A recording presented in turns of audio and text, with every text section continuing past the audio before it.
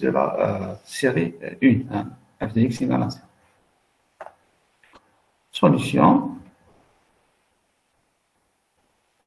Première question. A, J A sous la forme EDF. Hein, moins E, D, moins F. Donc D, c'est la diagonale. Moins E, c'est la partie inférieure de la matrice. Et moins F, c'est la partie supérieure de la matrice. Le triangle supérieur. C'est moins F, moins E, c'est le triangle inférieur. Donc c'est A, C et moins C. Vous multipliez par moins 1. Maintenant, F, kiff, donc c'est 0, C, C. Vous multipliez par moins 1, vous aurez 0, moins C, moins C. Donc il faut savoir écrire D, E et F. Attends, c'est quoi la matrice de Jacobi? C'est D moins 1, l'inverse de la matrice D, fois E plus F, toujours comme ça. E plus F, c'est, vous faites la somme E plus F, somme de deux matrices. Alors, la matrice D ici, c'est l'identité. L'inverse de l'identité, c'est l'identité. Donc, MJ ici, ce n'est que E plus F. Le vecteur F, c'est D moins 1 fois B. Donc, ça, c'est donné dans le cours. MJ et F, c'est comme ça toujours. Hein. D moins 1 fois le vecteur B, donc ça reste toujours 1 demi, 1 demi, 1 demi. Donc, là, j'ai mis transposé, c'est pour noter en ligne. Si je enlève le T, tu as déjà une colonne. 1 demi, 1 demi, 1 demi. Le processus de Jacobi s'écrit alors x0 quelconque dans R3 et xn plus 1. Là, j'utilise n au lieu de m parce qu'on a dit n et m a dit un seul paramètre.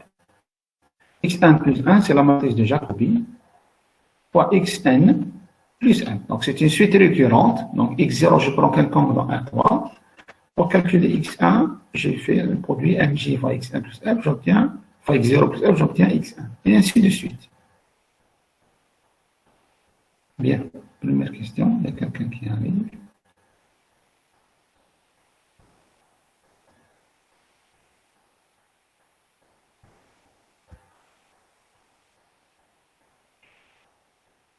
Ah, c'est clair pour la première question? Allô? Comment écrire le processus de Jacobi? C'est très simple. Pas de questions?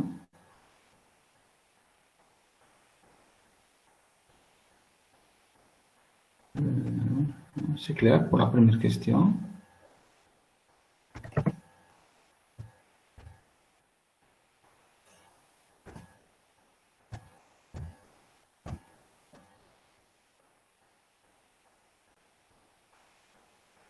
Oui, bon, c'est bon. Nous n'avons pas respecté donc, la loi de Jacobi. Donc, D-1, E plus F. Maintenant, je vais F, d'accord? E, F, le fort. Et vous avez le processus de Jacobi. Deuxième question, c'est toujours dans la page 1 du PDF, celui qui suit son PDF. Hein. Pour quelle valeur de A, la matrice A est à DDS, diagonale dominante stricte? J'ai dit que DDS, ça veut dire que l'élément de la diagonale est supérieur à la somme des éléments de sa ligne. Chaque élément de la diagonale est supérieur à la somme des éléments de sa ligne. En valeur absolue, regarde ici. Le premier élément de la diagonale de A, c'est 1. La ligne fait C au 0, donc c'est supérieur à C. Le deuxième élément, c'est 1. Il est supérieur à C, A plus C en valeur absolue. Le troisième, 1, c'est supérieur à moins C en valeur absolue plus C. Alors, ça, c'est équivalent à. Alors, je peux enlever ici la valeur absolue, j'obtiens 2C. 2C inférieur à 1, donc C inférieur à 1 demi, ou A plus C inférieur à 1. Donc, il faut que C inférieur à 1, ou C inférieur à 1 demi. Je garde la plus petite, bien sûr. C inférieur à 1 ou C inférieur à 1 demi, pas de C inférieur à 1 demi.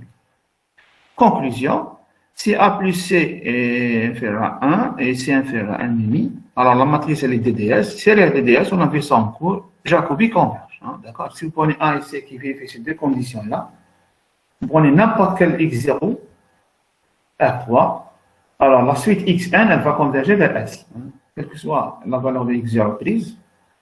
Donc, si on calcule xn, x2, x3, x4, etc., ça va converger vers la solution F du système AX égale à B. C'est très simple à appliquer. Donc, c'est AX, pardon, c'est DDS. Condition DDS, elle est simple à vérifier. Et on a directement la convergence. On n'a même pas le besoin d'écrire la matrice MJ. Sur la matrice A directement, si elle est à DDS, alors automatiquement le processus de Jacobi va converger sans même écrire la matrice, sans même écrire le processus de Jacobi. La matrice MJ ou la F, là. Maintenant, je passe à la page 2 du PDF.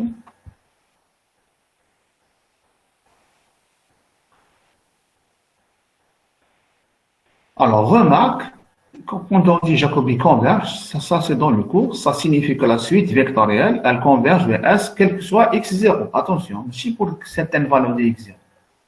Alors, converge signifie que la suite vectorielle converge vers S, quel que soit x0. Ça veut dire quoi, diverge? Jacobi diverge. Alors, est-ce que quelqu'un peut me répondre?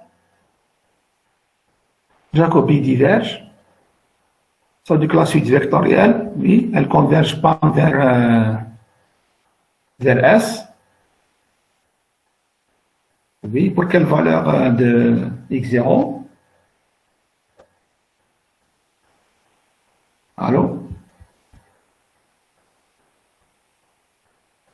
Le contraire c'est la négation. Très bien. Alors, si vous avez fait ça en logique, la négation de pour tout, ça veut dire qu'il existe. Attention.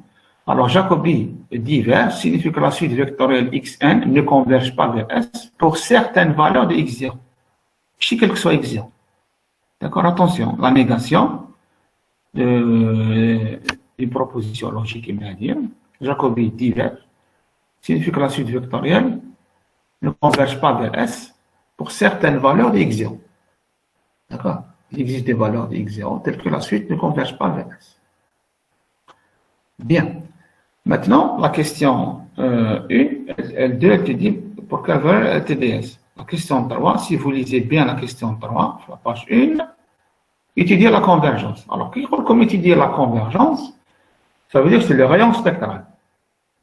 Étudier la convergence, ça veut dire condition nécessaire et suffisante, ça veut dire que c'est le rayon spectral. Étudier la convergence, je vais écrire ça sur le chat, étudier la convergence. Donc, si il vous dit étudier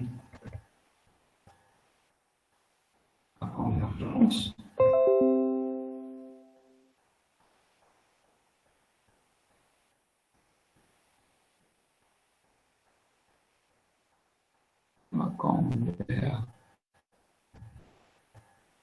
ça c'est égal à trouver le rayon spectral.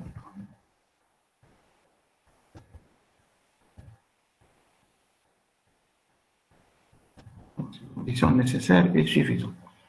Et la convergence revient à trouver, à déterminer le rayon spectral. Bien. Là, c'est un peu long, c'est pas comme DDS, c'était facile. Alors, étudier, je reviens à la page 2 du PDF. Alors, étudier, donc on passe directement au polynôme caractéristique. Le polynôme caractéristique de la matrice MJ est donné par alors, le déterminant de MJ moins X fois l'identité d'ordre 3. Donc, je retranche X à la diagonale de la matrice MJ. Donc, vous voyez, moins X, moins X, moins X. Alors, ici, le meilleur choix, c'est la première ligne, parce que c'est à 0. C'est moins x0 moins c. Donc, je développe par rapport à la première ligne. C'est moins x fois, j'enlève la première ligne, la première colonne, moins c, j'enlève troisième ligne, première colonne. Donc, c'est facile, je développe les deux déterminants d'ordre 2, je tombe sur moins x cube, moins ac2 égale cpx. Px égale moins x2, moins ac2. Alors, les racines, Px égale à 0 signifie que moins x moins ac égale à 0 signifie que la valeur absolue de x cube égale la valeur absolue de moins ac2. X égale la racine cubique de ac cube. Donc, toutes les racines du polynôme x égale à 0, elle vérifie la relation. Valeur absolue de x égale à la racine cubique de ac2. Ainsi, le rayon spectral, c'est le maximum. Il y a une seule valeur, c'est le maximum de la valeur absolue de x, donc ce n'est que la racine cubique de ac2. Alors, le rayon spectral, il est positif, c'est la racine cubique de ac2. Conclusion, Jacobi converge, vous voyez bien ici, si seulement si.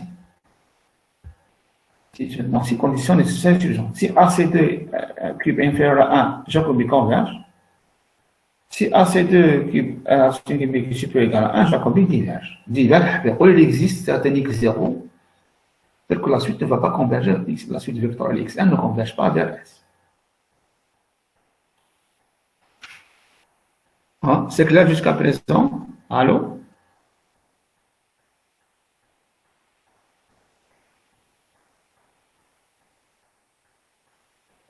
Ah, c'est clair. Oui, donc c'est clair. Donc vous avez la racine. Donc si vous tombez sur un polynôme de la forme x cube plus alpha égale 0, donc vous passez directement à la racine cubique et vous prenez la valeur absolue. Bien. Maintenant, la dernière question, c'est question de précision. La question de précision, on vous donne des valeurs de A, des paramètres A et C et une valeur initiale. Donc, il vous faut ça. Donc, sinon, tu peux la solution S3. لازم A et C ou لازم لك X0 من démarre. Alors, on donne ici A égale C égale 1/16e. C'est un choix. X0, c'est égal B. C'est une coïncidence. Mais si demain égal à B, mais là, ils ont choisi X0 égale à B. Seulement, c'est pour faciliter les calculs. Des fois, X0, on le prend généralement, il donne 0, 0, 0. On peut le prendre aussi égal à B ou un vecteur d'accord. Mais en général, on le prend 0, 0. Mais là, ils ont pris un demi, un demi. Donc, pour ces deux valeurs-là, A et C, on a bien AC2 cube, c'est 1/16e, 1/16e. Là, c'est 1/16e, c'est inférieur à 1. Donc, ces deux valeurs-là, elles sont dans le domaine de la convergence de Jacobi. 1/16e, A égale C, 1/16e, le rayon spectral, c'est 1/16e. Ça veut dire qu'on est dans une bonne situation. Jacobi converge. On ne peut pas prendre des valeurs A et C. Par exemple, je ne peux pas prendre A égale 2 et C égale 2. Si je prends A égale 2, C égale 2, qui est remplacé une rayon spectral, on va trouver 2. 2 fois 4, c'est 8, racine de 8, c'est 2. Donc, ça ne va pas converger. On va prendre des valeurs où ça converge. Maintenant, comme on a l'habitude de le faire dans la série f de x égale à 0, calculons un n assez petit, trouvons un n assez petit, tel que xn moins s. Donc, xn, c'est la suite vectorielle, le terme vectoriel de la suite, un nème terme vectoriel de la suite xn, moins s, la solution, en norme infinie. Même la norme infinie, elle est imposée dans l'exercice. C'est comme dans l'entraînement, soit la norme infinie, soit la norme 1. Bon, généralement, c'est 1 ou l'infini. Soit inférieur à epsilon. C'est comme, ça ressemble bien aux exercices de la série f de x égale à 0. C'est-à-dire, je l'appelle Edouard. Alors, on a d moins f en choisissant A égale à C égale 1/16e, le vecteur f, c'est D moins 1 fois B, mais il ne change pas. Parce que f me fait initialement faire la A à la C, pas toujours un demi, un demi, un demi. La matrice de Jacobi, vous remplacez A et C par leur valeur. Ça nous donne 0, 0, moins 1/16e, moins 1/16e, 0, moins 1/16e, 1/16e, moins 1/16e, 0. Ça, c'est la matrice de Jacobi en remplaçant A et C par leur valeur. Alors, la norme infinie de la matrice, de Jacobi. Alors, la norme infinie, j'ai dit que c'est le maximum de quoi? Le maximum de la somme des lignes. D'accord? Parce que c'est horizontal, comme l'infini, c'est couché. Donc, la norme infinie, c'est la somme des lignes. C'est le maximum. La somme dans la première ligne. Vous enlevez les signes moins, bien sûr. 1/16e. La deuxième ligne, c'est 1/16e et 1/16e. Troisième ligne, c'est 1/16e et 1/16e et 0. Alors, le maximum, c'est 1/16e et 1/16e, ça fait 2/16e, ça fait 1/8e. Le maximum, donc la norme infinie de la matrice de Jacobi, elle est facile à calculer. Ici, c'est 1/8e. Ici, c'est inférieur à 1. On a vu le cours. Alors, si une norme est inférieure à 1, il faut que la norme soit inférieure à 1, la matrice de Jacobi soit inférieure à 1. Alors, je peux appliquer la formule de l'erreur. Xn moins s infini, ça ressemble bien à la formule du point fixe. Mj, 1 moins Kda, Xn moins X0, infini. Quel que soit n dans n. D'accord?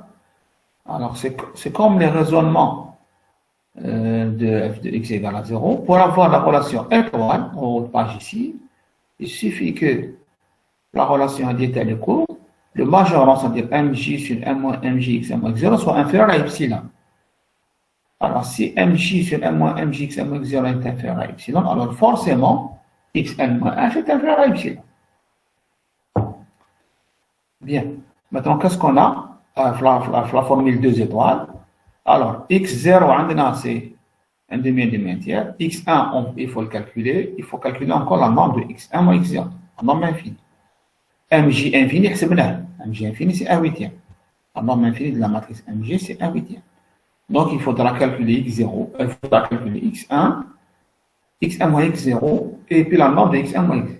Alors, c'est pour ça qu'ils disent calculons X1 moins X0 en norme infinie. Alors maintenant, je passe à la page 3 du PDF. Ah, c'est clair jusqu'à présent? Il n'y a pas de souci? Ah, c'est clair? Allô?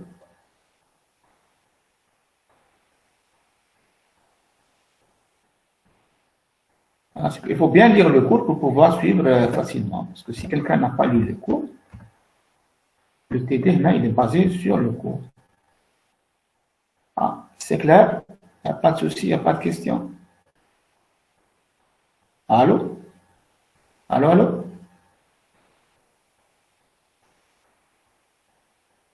Quelqu'un peut répondre, sauf chat ou là, un participant. Allô? Oh oui, très bien. Donc, bon, même le corrigé il est très très bien détaillé, j'ai tout mis dedans. Alors, on a bien sûr x1 égale mj, x0 plus f. Midget à la relation, c'est la suite de Jacobi. Vous prenez n égale à 0. Donc, on obtient x1, le terme suivant de la suite, c'est la matrice de Jacobi fois x0 plus f. C'est une suite récurrente. Alors, x1, c'est la matrice de Jacobi rédique, 0, 0, 1 16e, moins 1 16e, moins 1 16e, 0, fois x0, les rois 1 demi entière, plus f, les rois 1 demi entière. Bon, un petit calcul, ça on tombe sur 23, 48. Je laisse regarder en fraction, d'accord, pour ne pas perdre les chiffres significatifs.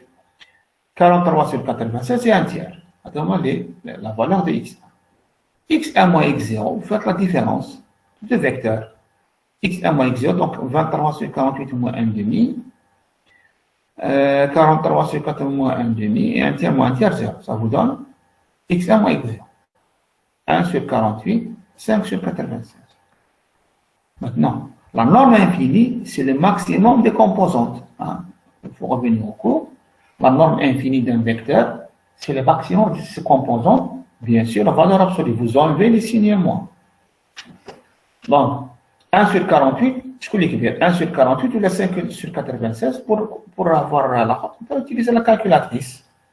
1 sur 48, ça donne combien? 5 sur 96, vous calculez, alors on va trouver que des 5 sur 96, il écrire. Maintenant, je peux l'écrire, mais avec une calculatrice, c'est 5 sur 96 est plus grand que 1 sur 48. Un petit calcul avec une division. Donc le maximum, c'est 5 sur 96. Maintenant, la relation 2 étoiles, elle devient, je remplace tout. Je suis en page.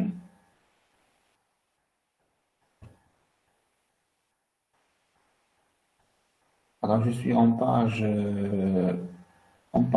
3 du PDF. Alors, la relation 2 étoiles devient, alors je remplace la matrice de Jacobi, la norme par 1 huitième, donc 1 huitième puissance n, 1 moins 1 huitième, ou 5 sur 96, c'est la norme de x1 moins x0. Inférieur à 0,5 10 puissance moins 2. Donc, c'est exactement tel point fixe. D'où on a vu ça, n est supérieur à la log. Donc, vous multipliez par 96, vous divisez par 5, le nombre de droite ici. Vous multipliez par 1 moins 1 huitième. On prend le log nipérien de toute cette quantité-là, 1 moins 1 huitième, c'est sur 96, 0,5 10 moins 8. Divisé, n'oubliez pas que le supérieur, inférieur est bien supérieur, parce que log 1 huitième est négatif. Divisé par log 1 huitième, calculatrice, ça nous donne 1,19. Alors, dans ce genre d'exercice, le 1 est toujours serait là, parce que le calcul de x n'est pas facile.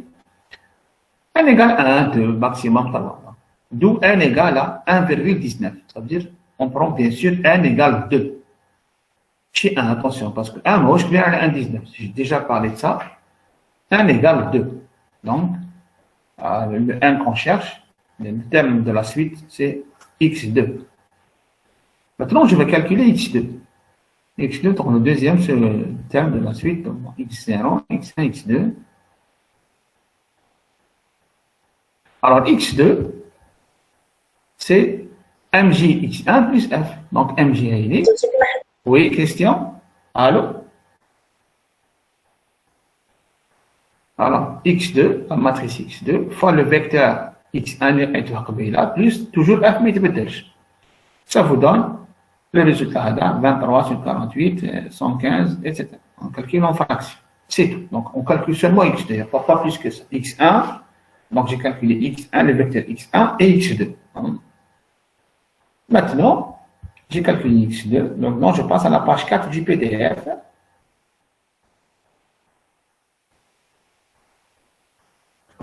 Donc, à ces trois, la valeur rapprochée que je cherche, c'est x2. D'accord? X2, donc interne à C2, donc la valeur rapprochée, c'est comme xi étoile. X étoile, c'est x2. C'est 23 sur 40. Maintenant, je passe à la représentation décimale. 23 sur 48, je fais la division, donc c'est 0,47, 9, 1, 6, 6, 6, etc.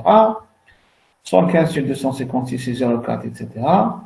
515 sur 1536, ça donne 0, 3, 3, 5, 2, etc. Donc ça, c'est la division. On passe à la forme décimale. Alors, il y a deux chiffres significatifs exacts, c'est 4 et 7, 4 et 4, 3 et 3. Pourquoi? Parce que y, c'est 10 moins 2. Si vous avez y 10 moins 3, vous prenez 3 décimales, et ainsi de suite. 2 décimales dans chaque composante. Maintenant, je vais arrondir.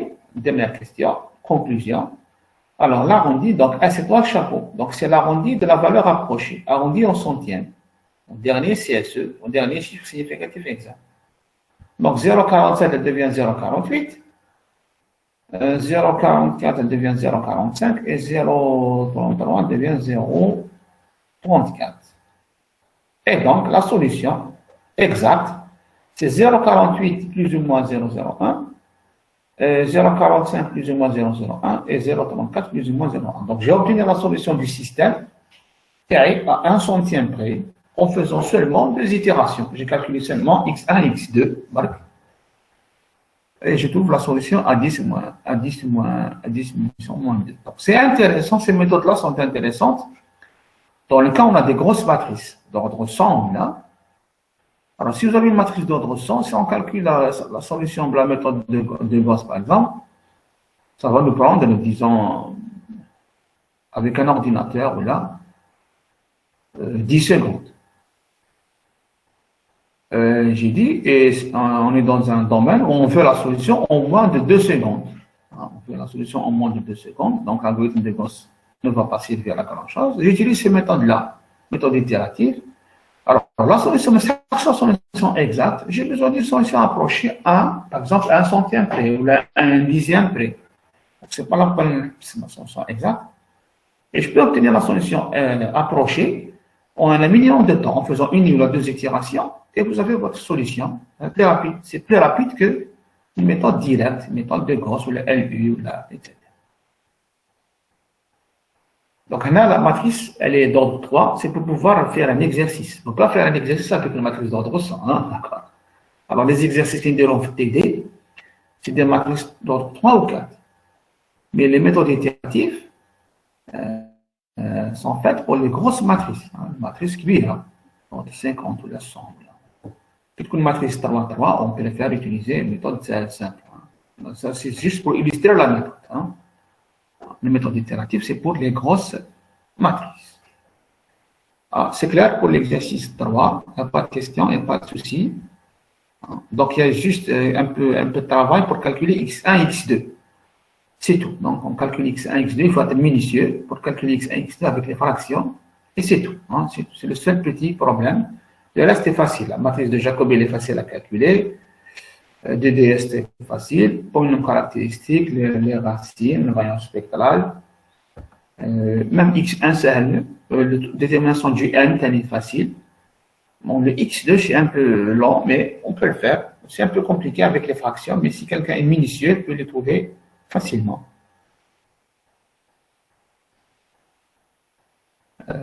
Allô, quelle est la meilleure méthode? Donc, monsieur.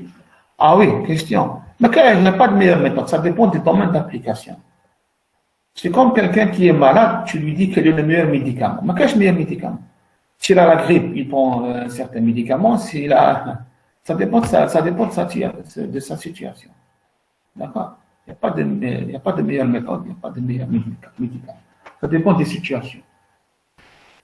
Bien. Alors, maintenant, on passe à l'exercice 4.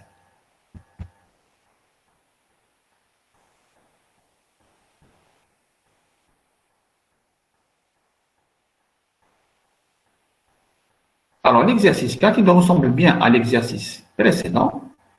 Matrice 3, 3. Là, on va illustrer la méthode de Gauss-Seidel. Ils ont donné une matrice 3, 3. C'est pour illustrer la méthode et faire des calculs explicites pour voir bien les choses, comment ça fonctionne comment ça fonctionne la méthode de Gauss-Seidel, comment trouver la solution approchée, comment trouver la réponse spectrale, etc., etc. Alors, écrire le processus de Gauss-Seidel associé au système X égale à B. Donc, on te dit associé au système X égale à B, dont la solution est notée S, grand S. Pour quelle valeur de A et C la matrice est-elle à DDS et تاني SDP. DDS c'est le diagonale dominante stricte. Pour le cas, symétrie définie positive. À Jacobi, on n'avait pas ça. Jacobi, on avait seulement DDS. Conclure. Étudier la convergence selon les valeurs de A et C. Ça veut dire rayon de spectral, d'accord? Quand étudier la convergence, c'est étudier le rayon spectral. Pour A égale C égale n dixième, donc on prend des valeurs particulières des paramètres A et C. X0, il est donné, 46, ils ont donné un vecteur, 46 sur 50, etc.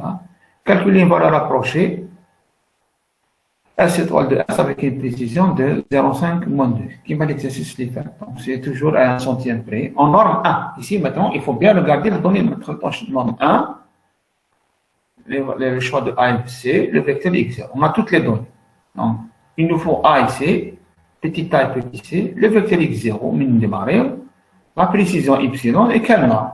La norme 1. Il faudra donner de l'exercice, sinon tu peux jeter ça. Norme 1, y, les paramètres et le vecteur x0. Pour la dernière question, c'est la conclusion, c'est l'arrondissage, l'arrondissement au dernier chiffre significatif exact. Alors, solution, kiff.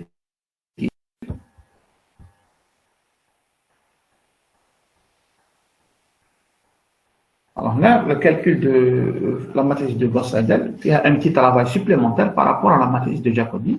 Alors, A égale EDF, moins E moins D moins F. D, c'est la diagonale. E, c'est la partie inférieure du moins. Ou F, c'est la partie supérieure du moins. D moins E, alors D moins E, toujours pour Gauss-Seidel, vous calculez D moins E. Adapté comme 1 fois la diagonale. A et C, 4 la diagonale. Et 0, la matrice D moins E. Maintenant, pour la matrice, pour Jacobi, on calcule D-1. Et c'est l'inverse de D. L'inverse d'une matrice diagonale, il est facile. Vous inversez avec les éléments diagonaux. Hein? Maintenant, si vous avez une matrice triangulaire supérieure, D-E, il faudra calculer son inverse. Alors, la méthode, on peut calculer l'inverse d'un D-E qui me mais la meilleure méthode, c'est celle qu'on a vue dans la série précédente. C'est on résout les systèmes AX égale EI. Les éléments de la base canonique, c'est 1, 0, 0, 0, 1, 0, 0, 0. Pourquoi?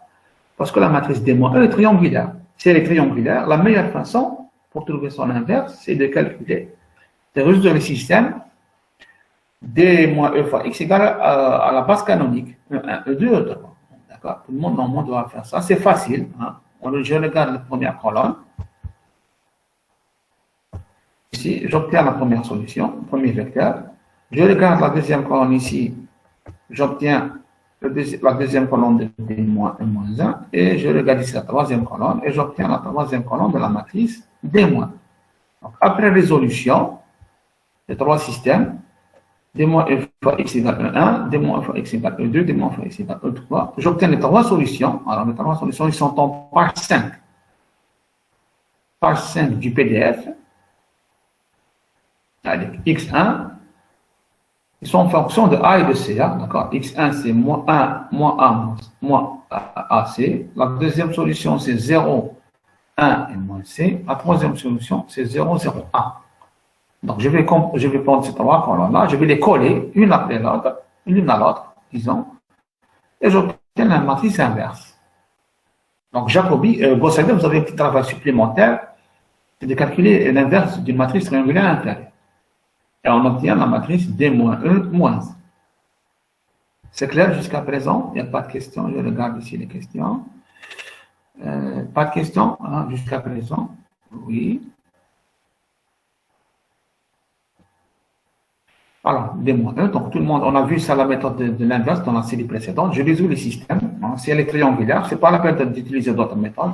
Vous résolvez votre loi système et vous avez votre loi colonne et vous avez votre matrice inverse. Maintenant, la matrice de Jacobi, par définition, c'est D moins E moins 1 fois F, pour le vecteur F, pour la matrice F, grand F, pardon. Le produit matriciel, on tombe sur la matrice de Gauss-Seidel. La première colonne, c'est 0. La deuxième colonne, c'est moins A, A2, A, moins A de C, 0 moins C et C2. En calcul direct, j'obtiens la matrice de Gauss-Seidel. MGS, indice GS, qui est un certain bouquin qui voit GS, le M, ou la matrice de Jacobi, c'est moi J. Le M. Bon, là, c'est une notation bac. Moi, j'utilise cette notation. M, le rôle matrice de Gauss-Seidel, ou MJ, le rôle matrice de Jacobi. Le vecteur F, c'est D moins E moins 1, D moins E moins 1 fois B. Et là, contrairement à l'exercice précédent, le vecteur F, il dépend de A et de C. C'est 1 moins A, AC moins C plus 1. Le processus de Gauss-Seidel s'écrit là, x0 quelconque dans R3, et xn plus 1, MGS fois xn plus f. Exactement qui m'a le processus de Jacobi. Hein. C'est xn plus 1, le terme vectoriel, la suite vectorielle, c'est la matrice de Jacobi, fois xn plus le vecteur f. Et vous avez la suite de Jacobi. Ah, c'est clair, il n'y a pas de questions jusqu'à présent. Hein?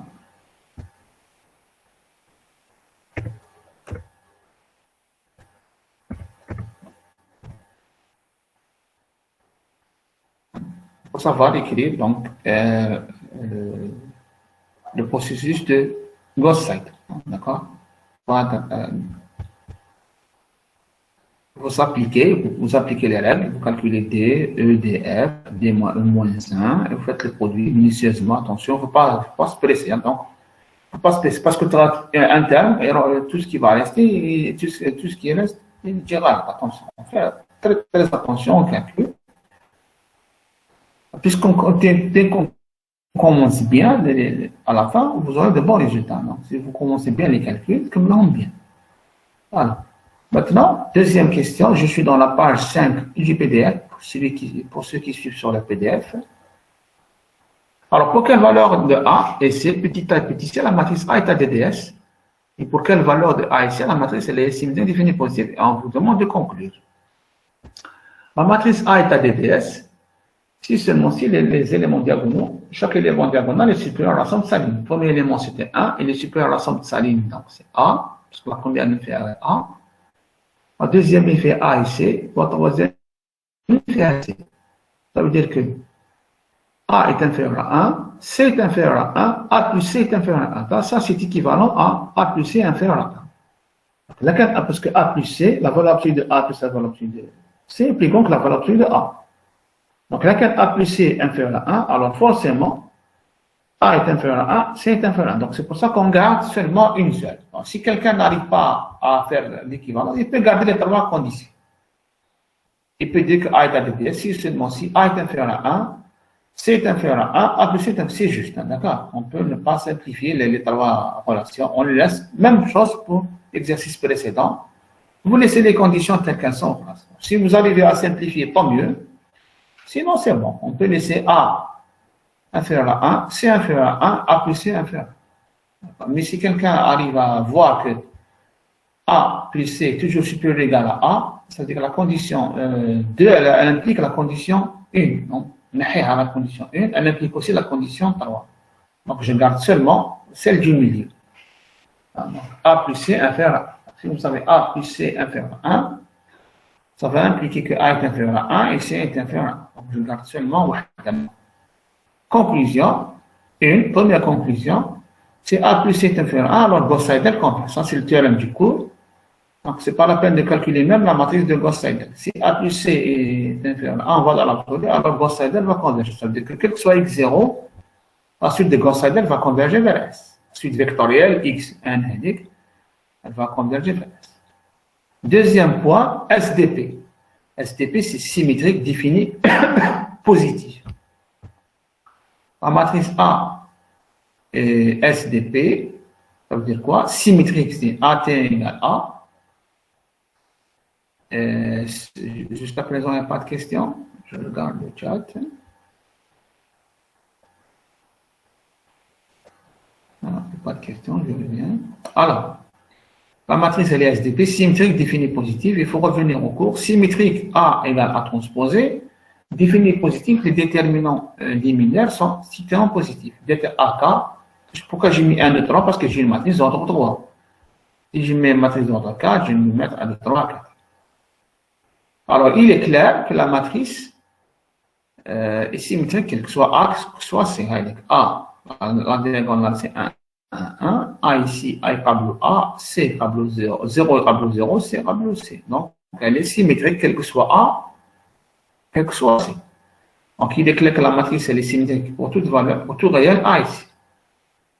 Quand je regarde la deuxième condition, det AK, l'oulani, c'est 1. Donc, la première colonne de la matrice. C'est-à-dire, 1, 1. C'est 1. Déterminante 1, c'est 1. La deuxième, A, 2, 2. Le deuxième mineur, 2 lignes, 2 colonnes. Donc, 1A, A1. Le déterminant, c'est 1 moins A carré. La troisième, A3. A3, c'est A. Donc, 3 lignes, 3 colonnes, une matrice d'ordre 3, c'est la matrice toute entière. Det A3, alors, je développe soit par rapport à la première ligne, soit par rapport à la première colonne, parce qu'il fait A0.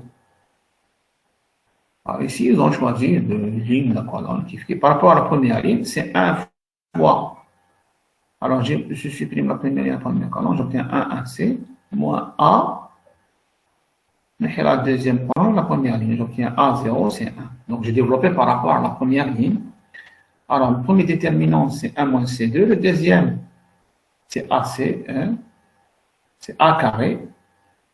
Le oulani, c'est, attendez, alors le premier, c'est 1 moins C2, le deuxième moins A carré. Donc ça te donne moins A2 moins C2 plus 1. D'accord? Ainsi, la matrice elle est SDP, si seulement si, les trois déterminants doivent être positifs. Alors, 1 est positif d'Ayman. Deuxième, je suis en page 5 du PDF. Donc, vous avez trois conditions. A1 plus grand que 0, donc elle est toujours vraie, hein, d'accord?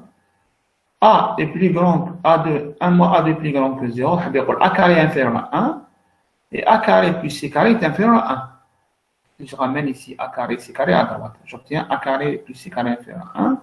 Alors, la deuxième, si A carré plus C carré inférieur à 1, elle va impliquer A carré inférieur à 1. Pourquoi? Alors, parce que, donc je vais vérifier le chat ici, parce que A carré est toujours, alors A carré est toujours inférieur ou égal à A carré plus C carré. Amen. Alors, faites regarder le chat. Alors, vous avez, on a toujours A carré est plus petit que A carré plus C carré. Et si A carré plus C carré est inférieur à 1, alors ça va impliquer que A carré est inférieur à 1. D'accord? C'est pour ça que j'ai enlevé la deuxième condition. Donc A carré est plus petit, est toujours inférieur ou égal à A carré plus C carré, parce que C carré c'est un empirique positif pour A carré. Donc il y a le A carré. Et si A carré plus C carré est inférieur à 1, ça va impliquer, d'accord, c'est une conséquence, le A carré sera inférieur strictement à 1. Donc c'est pour ça que je garde seulement la troisième. Mais si quelqu'un, je le dis une deuxième fois, n'arrive pas à simplifier, il laisse. Et donc il dit qu'elle est un DDS, si seulement si, elle est SDP, pardon, A carré inférieur à 1 et A carré plus C carré inférieur à 1. C'est juste, il n'y a pas de problème. On peut laisser les conditions telles qu'elles sont. Des fois, la simplification me trouve évidente. Maintenant, c'est facile. Mais des fois, vous laissez les conditions. Les conditions, vous les laissez qui maximum A carré inférieur à 1 et A carré plus C carré, A carré plus C carré inférieur à 1. Vous laissez les deux. Conclusion, A carré plus C carré inférieur à 1, alors Gauss-Seidel converge. Ou là, A carré plus C carré inférieur à 1 et A carré inférieur à 1, Gauss-Seidel converge. Ça, c'est le théorème du cours. Si la matrice elle est SDP, alors automatiquement, Gauss-Seidel converge. Attention, ça ne marche pas vrai pour Jacobi. Alors, quand est-ce que SDP pour Jacobi? Alors, pour Jacobi, je reviens au cours, il faut que A soit SDP et 2D moins A. Il faut deux conditions, d'accord, pour Jacobi. Pour appliquer ce critère-là à la méthode de Jacobi, il faut que la matrice A soit symétrique, définie positive, et la matrice 2D-A, D, c'est-à-dire 2D-A, soit aussi SDP. Alors, l'exercice précédent, on n'a pas appliqué ça, parce que la matrice n'est pas symétrique. Alors, l'exercice 3, la matrice n'est pas symétrique. Donc, je ne peux pas utiliser les critères de SDP. Jacobi, la matrice de l'exercice 3 n'est même pas symétrique. Donc, ce n'est pas la peine de chercher à appliquer les critères de SDP. Bien. C'est clair jusqu'à présent pour ce type de SDP et DDS. Alors, c'est clair? Pas de question? Oui, question? Question. Oui. Oui. Monsieur Guttin, le cours, il y a trois conditions suffisantes. Suffisantes, oui. C'est-à-dire, on choisit une seule. Oui, vous êtes dans un exercice, il y a des questions à respecter. On est guidé par les questions. La première question, l'exercice. Deuxième. Pour quelle valeur elle est à DDS? Pour quelle valeur elle est à SDP? Il faut suivre les questions de l'exercice. Qu'est-ce qu'on fait en face d'un problème dans la recherche? Tu as un système linéaire là, tu choisis n'importe quelle méthode. Monsieur, on a calculé DDS ou SDP. Oui. La question 3, on choisit une. Là, la question 3, pour quelle valeur elle est à DDS et pour quelle valeur elle est à SDP? Il faut répondre aux deux questions. Avec la question 2. La question 2. La question 1, on a écrit le système de Gauss-Seidel, le système itératif. La question 2, je crois que la question 2. عندك PDF la question 2, je reviens à l'exercice. Oui. Alors. Monsieur, la question 3 étudie la convergence. La question 3, مازال ما حكناش على la convergence, هنا بcondition nécessaire, هنا بالrayon spectral. D'accord. هنا l'exercice 4, le but c'est de voir toutes les méthodes des chemins en cours. Les conditions suffisantes, tu as la question 2, SDP et DDS. Les conditions nécessaires et suffisantes, c'est la question 3. Donc, on a l'exercice 4, il touche à tous les points du cours. D'accord. Allô? C'est clair. Donc, la question 2, c'est des conditions suffisantes. Alors, il dit si alors, si elle est DDS, alors ça converge. Si elle est SDP, alors ça converge. Pour les valeurs de A et de C. La question 3, c'est la convergence, c'est le rayon spectral. D'accord? Dans un exercice, on est guidé par les questions. Donc, il faut suivre les questions. Mais si vous êtes, j'ai dit tout à l'heure, la recherche, vous avez un système linéaire, vous êtes dans un domaine, en laboratoire de recherche, vous avez un système où il y a un problème, il y a plein de méthodes d'état. Tu utilises la meilleure méthode, la plus rapide ou celle qui convient à la situation. D'accord? Maintenant, je passe à la question 3. 3, je trouve que c'est en page combien du PDF? Alors, la question 3, c'est la page 6 du PDF. Page 6 du PDF. Quand on dit étudier la convergence, c'est-à-dire, c'est polynôme caractéristique et rayon spectral. Alors, le déterminant, le Px, c'est polynôme caractéristique, c'est MGS moins X par l'identité. Donc, vous retranchez X à la diagonale. Vous voyez bien que la première colonne, c'est 0. Donc, je calcule par rapport à la première colonne. C'est moins X fois J'enlève la première colonne, j'obtiens un déterminant d'ordre 2 que je calcule. Donc, c'est A2 moins X fois C2 moins X, moins A2C2, après simplification, je tombe sur, je mets X en facteur, P de X égale moins X2, X moins A2 plus C2. Calcul élémentaire. Hein. Refaites les calculs chez vous sans regarder la solution. X égale à 0, les racines, si seulement si X égale à 0, bien X égale à 2 plus C2. Vous voyez bien que X égale à 0, c'est ma racine double, parce qu'il y a un 2 ici, donc c'est 2. A de moins C2 qui est une racine simple. À deux les racines, on va tenir les valeurs propres de la matrice de Gauss-Seidel, c'est les racines. Alors, le rayon spectral, c'est le maximum des racines en valeur absolue. Vous enlevez les signes moins. Valeur absolue de 0, valeur absolue de AC plus C2. Bon, A2 plus C2 est toujours positif.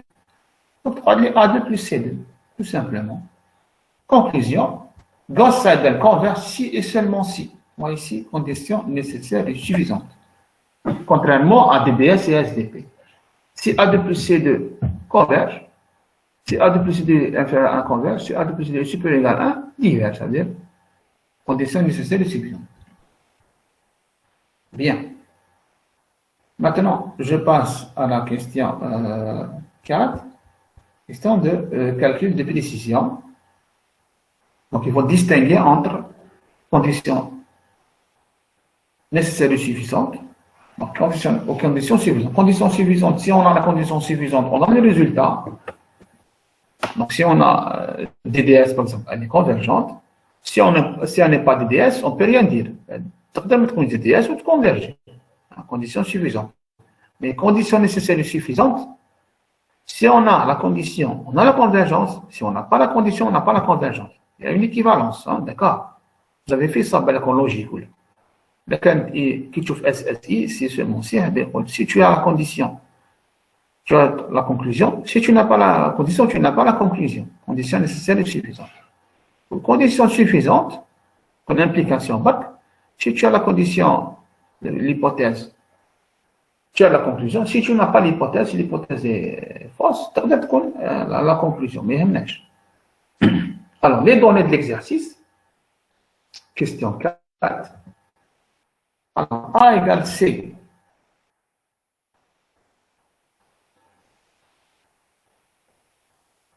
Est-ce qu'il y a des questions? Jusque-là, c'est clair jusqu'à présent pour ces questions de convergence. Pas de questions, pas de soucis pour la convergence. Allô, allô? Pas de problème?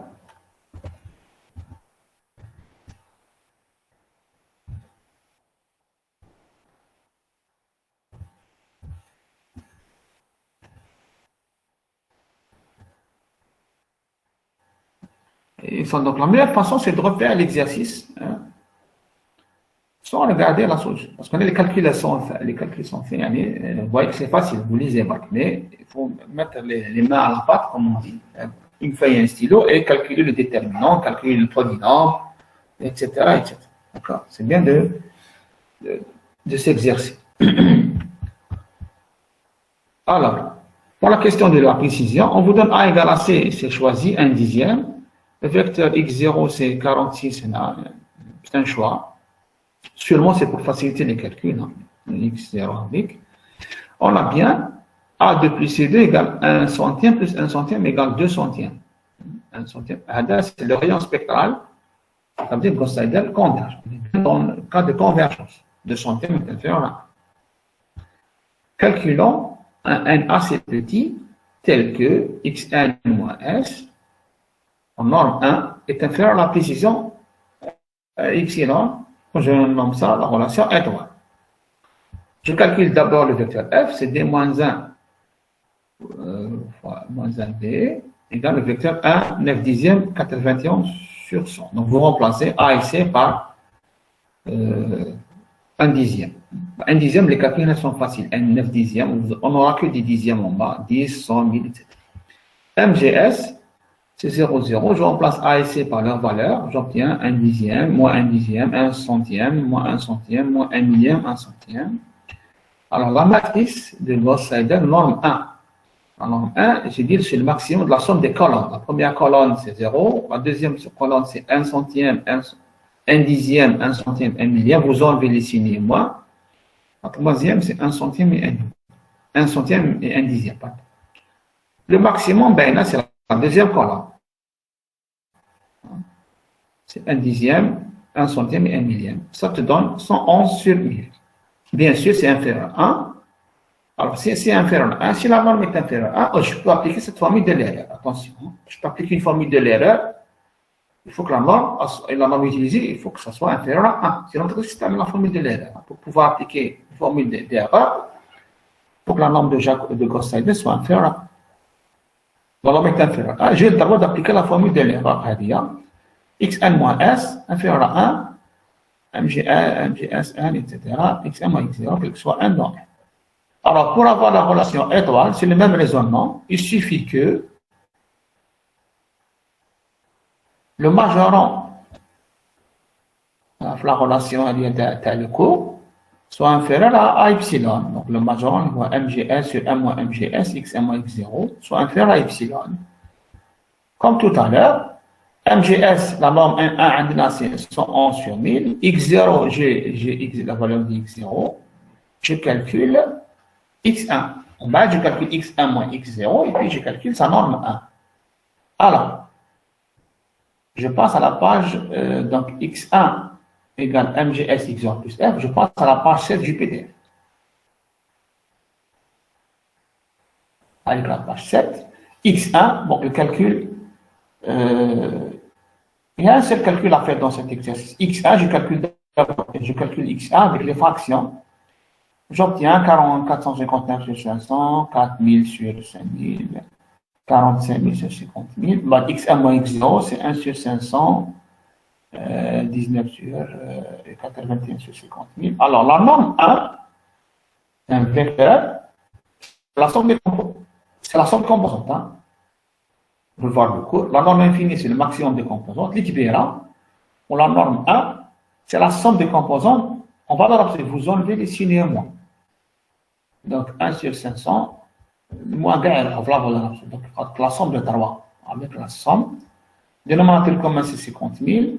Alors, ça sera égal à 371 sur 50 000. Ça, c'est X1. La norme X1 moins X1.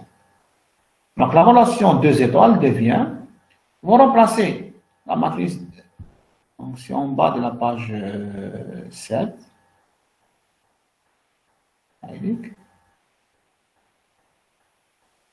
je remplace par sa valeur, c'est 111 sur 1000, la puissance n, 1 moins 111 sur 1000, 371 sur 50 000, c'est x1 moins x1. Vous multipliez par 1 sur 1, 111 sur 1000, vous divisez par 371 sur 50 000, multipliez par 0,510 moins 2, bien sûr, et on prend le log de tout ça. Un log sur log 111 sur 1000. Ça donne une petite valeur, heureusement, ça donne 0,23. Donc, je prends n égale à 1. Tout ça, donc, dans ce genre d'exercice, j'ai dit toujours le n soit 1, soit 2, pas maximum. 1, c'est 1. Donc, je ne sais même pas x2. À cette fois, la valeur approchée, c'est x1. x1 c'est 9. Maintenant, je passe à la forme décimale. Donc, 0,91,8, 0,81,62, 0,81,838. Et comme y égale 10 moins 2, j'ai que des chiffres significatifs. 2 décimales. 9,1, 8,1, 9,1. C'est-à-dire en gras, 9,1, 8,1, 9,1. Et maintenant, je vais arrondir S étoile à S étoile chapeau, ça donne 0,92, 0,82, 0,92. Allez, trois arrondis. Hein? Donc S, la solution exacte, c'est 0,92. Donc j'ai obtenu la solution à 1 centième près. 0,92, 0,82 et 0,92. C'est comme ça ressemble bien aux exercices j'ai dit, du point fixe. C'est comme si on faisait 3 suites à la fois. 1, premier terme, première composante, deuxième et troisième. Ah, c'est clair? Pas de questions? Jusqu'à présent, c'est clair? Ça ressemble, il y a beaucoup de ressemblances entre l'exercice 3 et l'exercice 4. C'est les mêmes questions. On a changé seulement la méthode et bien sûr les matrices. Question? Allô?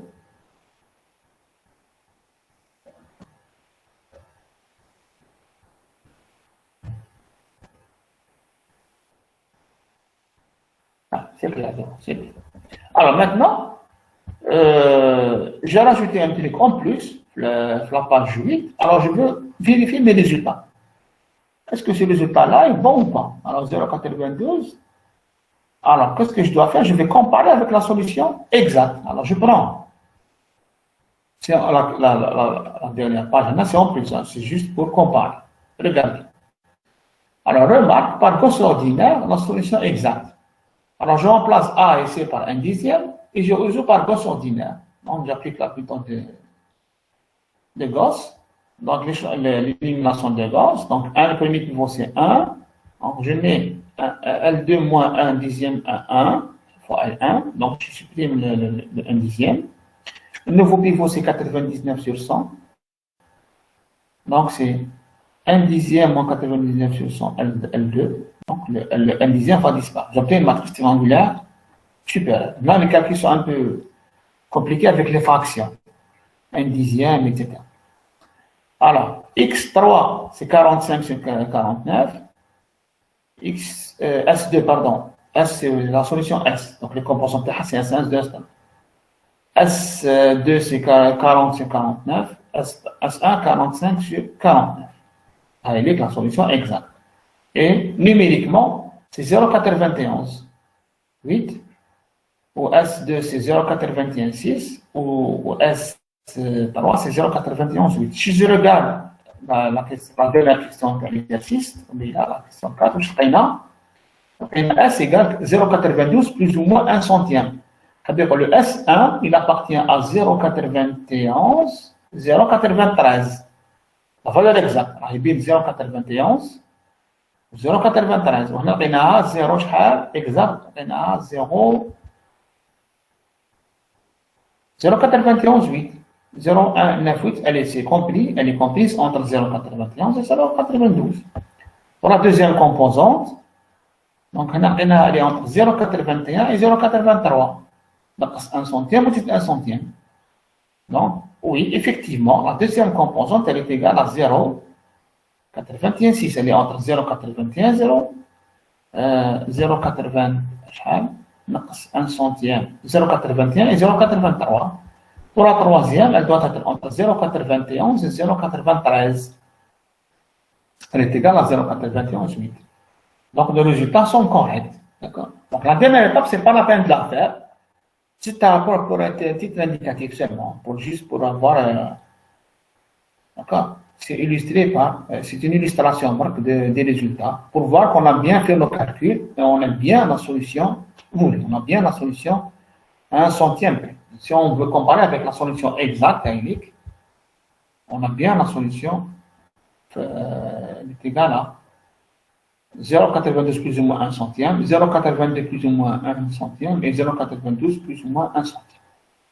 Vous n'êtes pas obligé de faire la remarque à c'est en plus, c'est à titre indicatif.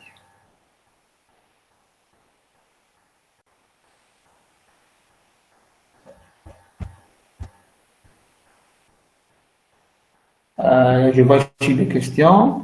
Alors, monsieur, dans l'interro, il y aura presque le même. Oui, l'interro, d'accord, programme. L'interro, bon. L'interro, alors ça sera f de x égale à 0. Et c'est un chapitre 1 et chapitre 2. Hein. Il faut l'échelonnement de Gauss, il faut savoir le faire. LU, décomposer LU, calculer L-1, calculer U-1, résoudre la solution. Pivot de Gauss, si un pivot nul, qu'est-ce qu'on fait? Dx égale à 0, les méthodes dichotomiques, calculer les xi. Point fixe.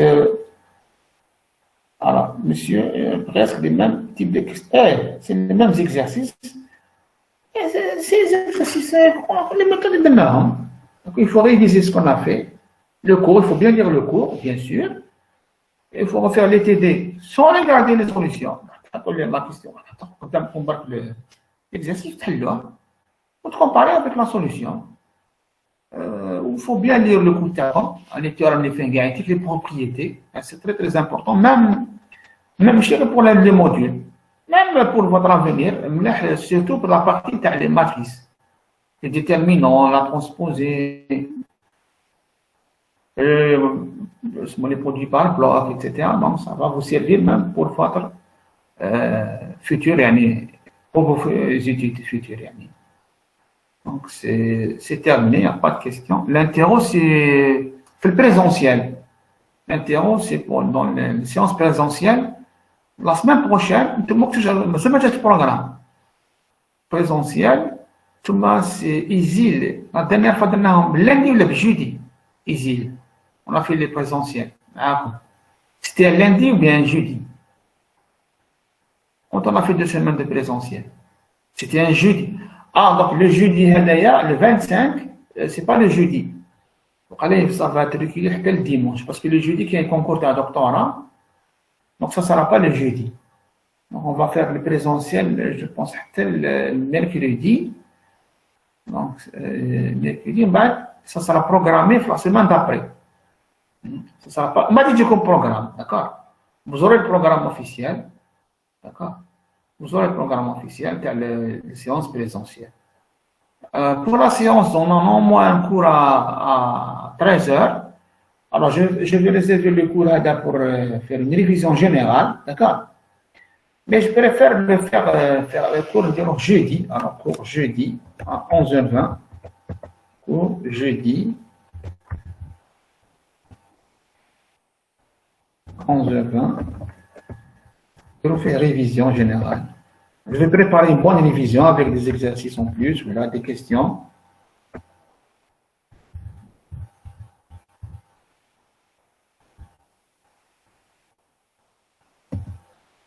Révision générale.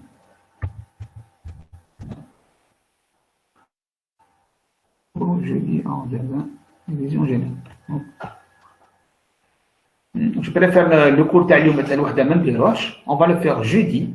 Je vais préparer une bonne révision parce que je ne parle comme d'ici 13 heures de préparer des choses, donc d'ici jeudi, je vais préparer une bonne révision. Là, les 3 chapitres avec des questions et des exercices en plus. Alors, je vois ici une question sur le chat. Tout dépend des autres. Accepte, monsieur, parce que le jeudi, une journée libre. Où je m'en répète un autre jour. Jeudi, si vous voulez, à 11h, on peut la faire moins. Par exemple, à 9h ou là. Allô?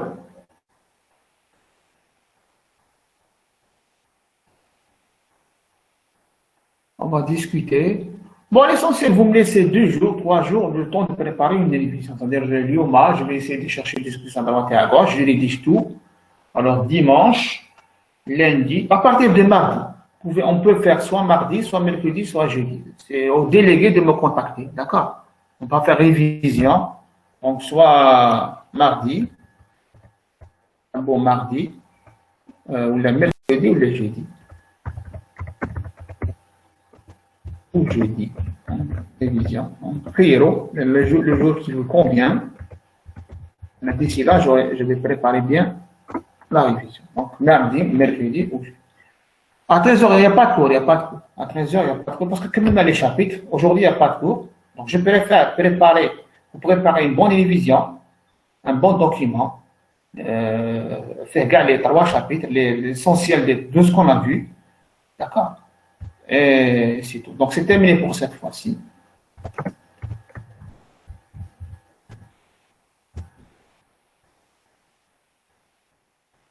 Salam alaikum.